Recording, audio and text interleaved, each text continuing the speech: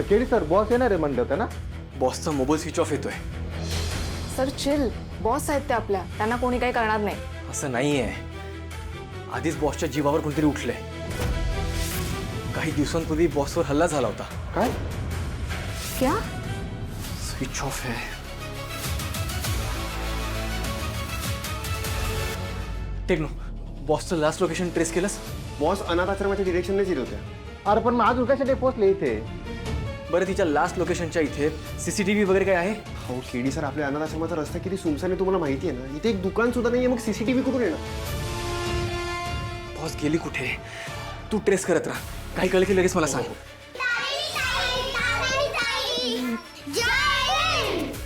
जय हिंद. चला आवरा तुमचं सगळं सामान, आपल्याला ध्वजारोहण पण करायचं आहे ना. हां चला आवरा. बॉस कुठे होतीस तू? मी किती फोन ट्राय करतोय तुला. तुझा फोन का स्विच ऑफ येतोय? मैत्रीण भेटली होती माझी रस्त्यात, तिच्याशीच गप्पा मारत बसले मी, म्हणून वेळ गेला. स्वातंत्र्य दिनाच्या दिवशी मैत्रिणीबरोबर गप्पा मारणाऱ्यांपैकी नाहीस तू बॉस. काय झालंय? काही नाही. हां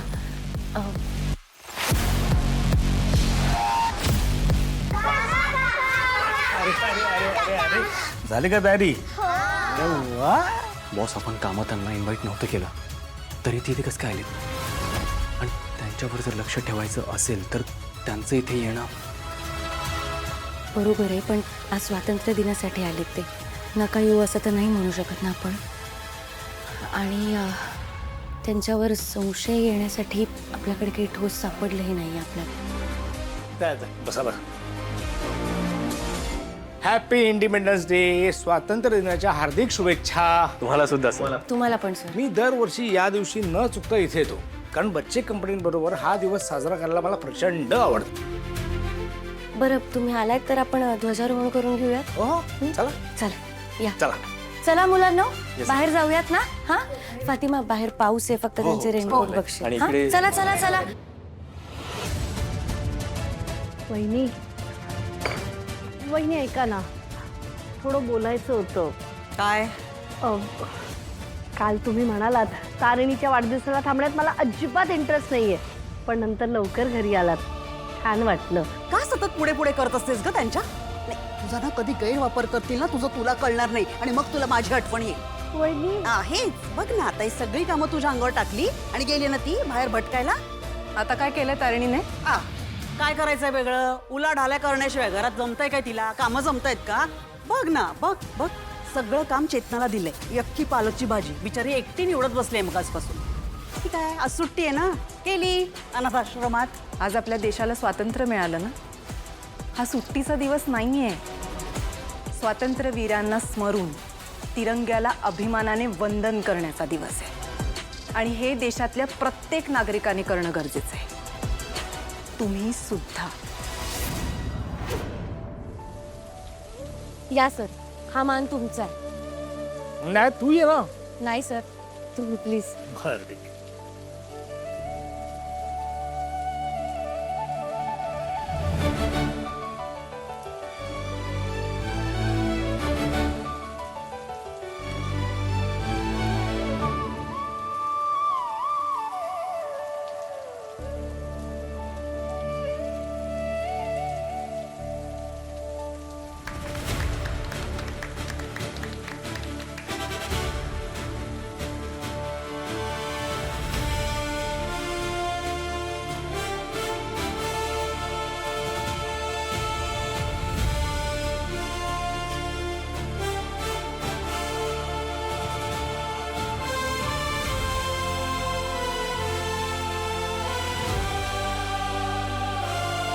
भारत माता की जय. मुलांनो, मी तुमच्याकरता खाऊ आणलंय. चला पटकन आत, चला चला.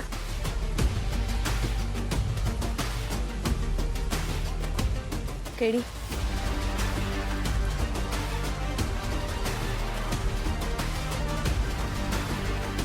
काय झालं टेक्नो? बॉस, एक महत्वाची लीड द्यायची. कौशिक त्याचे कॉल रेकॉर्ड्स बद्दल. Yes sir. कोणाचे कॉल होते ते? जयवंत श्रीवास्तव. जयवंत श्रीवास्तव. आणि कोण आहे हा माणूस? बसा तिथं. चला. हा? मग यावर्षी काय स्पेशल? म्हणजे मुलांची तयारी झाली आहे ना? हो तुम्ही बघाच, अजून तर सगळा कार्यक्रम बाकी आहे. हं? बाय द वे, केदार आणि तारणी आहेत कुठे? आणि तो पार्थ कुठे आहे? हाँ वो बाहर है, आएंगे थोड़ी देर में. हा. ते येणार नाहीत, त्यांना आणावं लागेल. काहीतरी बसले असेल काम करत. मी आलोच. थांबा ना, मी जातो. हो, तू एक काम कर, तू हा खाऊ सगळ्यांना वाट. मी आलोच. त्यांना चॉकलेट आहे. Good girl. चला.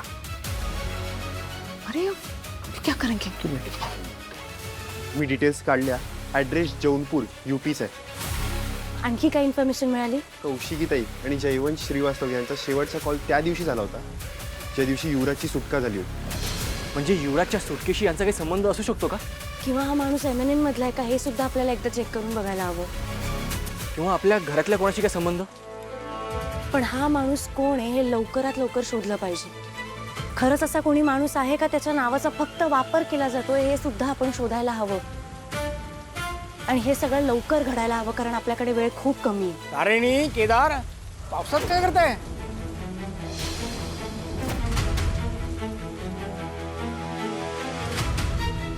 काय इथे काय करताय तुम्ही पण? अरे देवा, ऐक. अरे काय तुम्ही काही महत्वाचं बोलताय का? सॉरी, मी डिस्टर्ब केलं सर. नाही, महत्वाचं असं काही नाही.